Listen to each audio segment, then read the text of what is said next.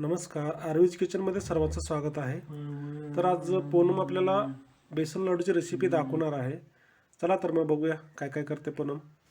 तर रेसिपीला सुरुवात झालेली आहे. डाळीचं पीठ किती घेतलंस अर्धा किलो आणि तूप किती आहे? इथे मी तूप 1 वाटी घेतलेली आहे. तर 1 वाटी तूप घेतलेलं आहे आणि पीठ साखर आहे काय? हा म्हणजे मी ते साखर आणि 5 ते 6 वेलदोडे मिक्सर लावून अशी बारीक पिठी साखर करून घेतलेली आहे. पावशेर घ्यायची आहे आपल्याला. मोठ्या साखरचीच मिक्सर लावून बारीक केली म्हणजे पिठी साखर नव्हे. तू बनवल्या घरी? हो. Okay okay. इथं आपल्याला थोडं थोडं करून तूप घालायचं आहे, जास्तही घालायचं नाही.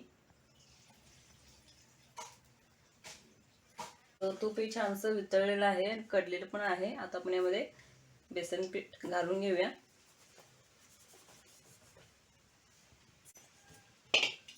आणि आता व्यवस्थित हलवत राहायचं आहे आणि सतत हलवत राहायचं आहे आपल्याला.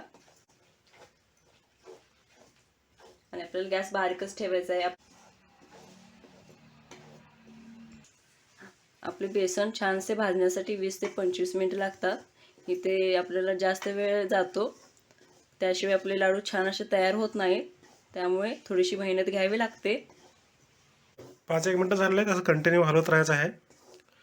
आणि आपल्याला कढई ही जाड घ्यायची आहे. पातळ कढईमध्ये पीठ लागू शकतं खाली.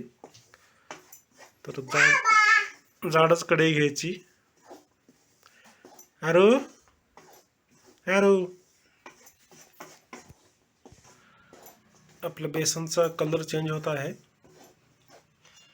आता इथे मी थोडं थोडं अजून थोडंसं तूप घालून घेणार आहे. लगेच जास्त तूप घालायचं नाही, थोडं थोडं करूनच घालायचं, नाही तर ते पातळ एकदम पातळ होऊ शकतं आणि ते पीठ आपलं मग भाजलं जात नाही, कच्चं राहतं.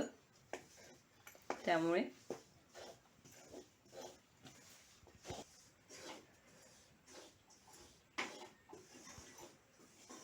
अशा पद्धतीने आपल्या इथल्या गुठळे असतात ना, ते फोडून घ्यायचे आहेत.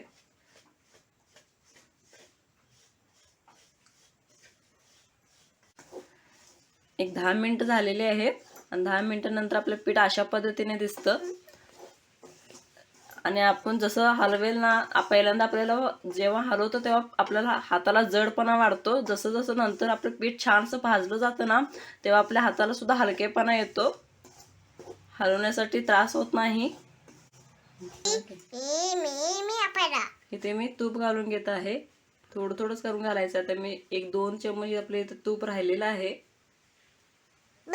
केव्हा केव्हा असं होतं की बाहेरचं पीठ असेल ना, तर ते जास्त तूप घ्यायला बघत नाही, आणि जर घरचं असेल तर ते जास्त तूप घ्यायला सुद्धा बघतं, केव्हा केव्हा नाही. पण ते डाळीवर अवलंबून असतं. आता आपलं पीठ सुरुवातीपासून भाजून 15 मिनिटं झालेले आहेत आणि तुम्ही पाहू शकता इथे अशा पद्धतीने ते गोळे होऊन तूप सोडायला चालू केलेलं आहे. म्हणजे आपलं पीठ व्यवस्थित भाजत आलेलं आहे. अजून एक 10 मिनिटं आपल्याला व्यवस्थित हे भाजून घ्यायचं आहे. ते म्हणजे 2 चमच तूप राहिलेलं होतं, तेही मी इथे घालून घेत आहे. अजून एक 5 मिनिटं आपल्याला परतून घ्यायचं आहे. साखर कधी घालायची यामध्ये? हे आपल्याला पूर्ण वितळतं, हे अशा पद्धतीने वितळायला चालू झालेलं आहे. त्यानंतर हे थंड करून घ्यायला लागतं, मग यामध्ये साखर घालायची असते. आपलं बेसन पीठ छानसं भाजलेलं आहे. जास्त आपल्याला हे वितळून घ्यायचं नाही यामध्ये, नाहीतर ते नंतर साखर घातल्यानंतर साखरमुळे ते जास्त वितळू शकतं. त्यामुळे ह्या स्टेजला आल्यानंतर आपल्याला गॅस बंद करायचा आहे. बेसन पीठ काढून घेऊया ताटामध्ये बेसन पीठ काढून घेतलेलं आहे आणि अशा पद्धतीने आपल्याला हे पसरून घ्यायचं आहे थंड होण्यासाठी. शक्यतो तुम्ही असं पसरट ताटच घ्या, त्यामुळे आपलं बेसन पीठ लवकर कोमट, आणि जास्त थंड करायचं नाही. आपल्या हाताला एकदम सहन होईल एवढं कोमट ठेवायचं आहे आपल्याला बेसन पीठ.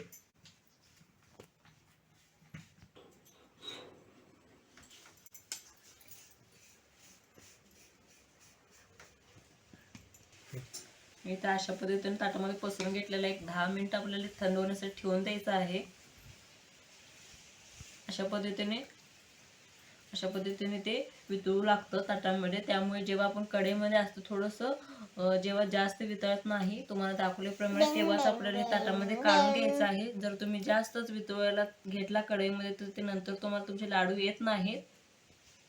5 मिनिटं झालेले आहेत. मी ते पूर्ण असं अशा पद्धतीने काढून ह्याची दुसरी बाजू सुद्धा असं स्प्रेड करून घेणार आहे ताटामध्ये. त्यामुळे काय होईल की हे लवकर थंड व्हायला बघतं आणि छान असं थंड पण होतं. थंड झालेलं आहे. थोडंसं कोमट आपल्या हाताला लागलं पाहिजे. आता आपण ह्यामध्ये पिठी साखर घालून घेऊया.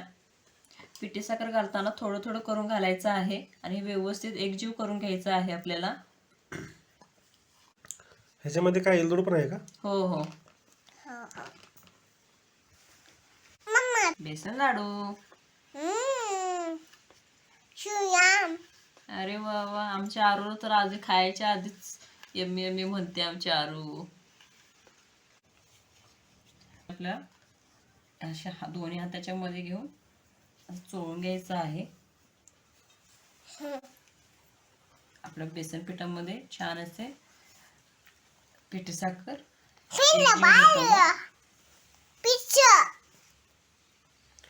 पिझ्झा खायचा तुला? ओके. करते करते मम्मा पिझ्झा करते आता नेक्स्ट टाइम. ओके. नाही लाडू. आता पाहिजे? आता लाडू पाहिजे का पिझ्झा पाहिजे? आरू बाळाला आमच्या पिझ्झा. पिझ्झा पाहिजे आणि लाडू. ते आमच्या आरू मध्ये मध्ये लुडबुड करत असते. तिला पिझ्झा खायचा होता. ती पसरली होतीस ना तू त्याच्यामध्ये ताटलीमध्ये. तिला वाटलं पिझ्झा. त्यामुळे ते पिझ्झा वाटले. तिला वाटलं पिझ्झा करतायत. सॉरी आरू. परत कर. I help you. Okay. Mama, I आता help you. थोडीशी साखर उरलेली आहे पिठी साखर ती मी पूर्ण ओतून घेते ह्यामध्ये. तुम्हाला जर जास्त क्वांटिटीमध्ये गोड आवडत असेल तर तुम्ही पिठी साखर वाढवूही शकता. पण वाढल्यानंतर जर कठीण होत असेल ना? नाही नाही नाही. अच्छा. जेवढं आपलं पीठ भाजेल ना तेवढं आपले लाडू छान होतात. मग त्यामुळे आपण गोड जास्त केलं तरीही चालेल, कठीण नाही होऊन जाते. Okay okay. Okay, okay. हात नको घालू लाडू मध्ये. So yummy. I wash your hand. Okay. I wash my hand म्हणायचं. Mama, now green. ओके. आता आपले इथं साखर आणि पिठी साखर आणि बेसन पीठ छान असं एकजीव झालेले आहे. ते कसं बघायचं तर अशा पद्धतीने मुठी केल्यानंतर ती अशी होते. तर तुम्ही समजून जा की ती पूर्ण एकजीव झालेलं आहे. आता आपण लाडू वळायला घेऊया.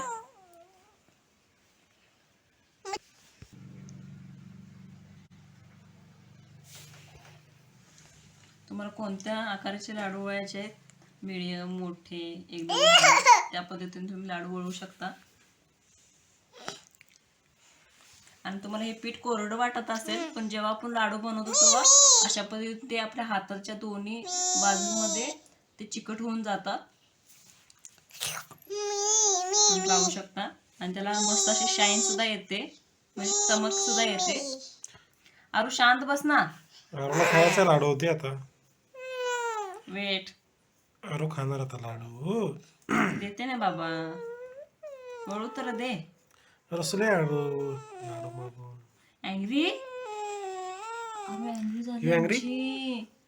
अरे बापरे. Please. Aaru looks good. Laddoo. तुम्ही पाहू शकता याला छान अशी चमक सुद्धा आलेली आहे आपल्या लाडूला. आता हे आपण पहिलं मी आरूला देते कारण ती शांत बसत नाहीये. घ्या आरू खा. Johnny Johnny Yes, Mama. eating laddu, Mama. telling lie, Mama. open your hand.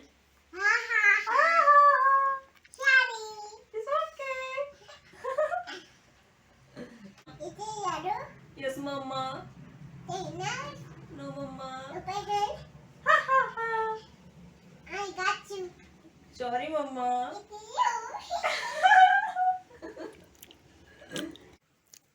Tasty Yummy Ladoo? What is the color of your chair? Orange. Very good. And what is your dress color? Black. It is black. हो grey. Red. Very good.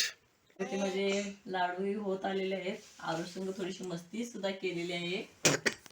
आणि एक टीप द्यायची होती की पहिल्यांदा करताना काय होतं की समजत नाही आपण तूप किती घालायचं वगैरे वगैरे, खूप कन्फ्युजन होतं. तर तुम्ही काय करा की जेव्हा चुकून जर तुमचं बेसन पीठ पातळ झालं वगैरे तर ना, आणि ते साखर घातल्यानंतर नंतर खूप मेल्ट होऊ शकतं, तेव्हा तुम्ही काय करायचं की थोडंसं बेसन पीठ घ्यायचं कोरडं, आणि एक थोडंसंच घ्यायचं, एक वाटी तुमच्या बेसन पीठ जेवढं तुम्ही ते लाडू करणार आहे त्या प्रमाणानुसार. तर ते बेसन पीठ आपल्याला गॅस बारीक करून कोरडं भाजून घ्यायचं. त्यामध्ये तूप वगैरे काही घालायचं नाही. मग ते थंड झाल्यानंतर आपण जे साखर आणि बेसन पीठ एकजीव केल्यानंतर सुद्धा पातळ झाल्यानंतर असतं ना, तेव्हा त्यामध्ये घालायचं आणि ते पूर्ण परत एकदा एकजीव करून घ्यायचं. त्यामुळे तुमचे लाडू काय होतात की बरोबर व्यवस्थित होतात. जास्त वळले जातात, पातळ होत नाहीत, हातामध्ये घेतल्यावरती पण जास्त अशा पद्धतीने होऊन जातात. आणि ते तुम्हाला खाताना समजणार सुद्धा नाही की हे आपण परत वरून पीठ घातले भाजलेलं असं. तर ही टीप आहे आणि खूप महत्वाची आहे, जे कोणी पहिल्यांदा लाडू करतं त्यासाठी.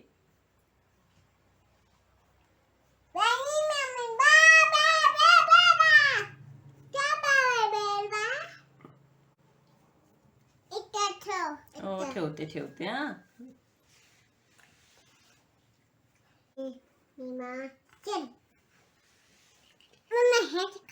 हा तिथे पण ठेवू की.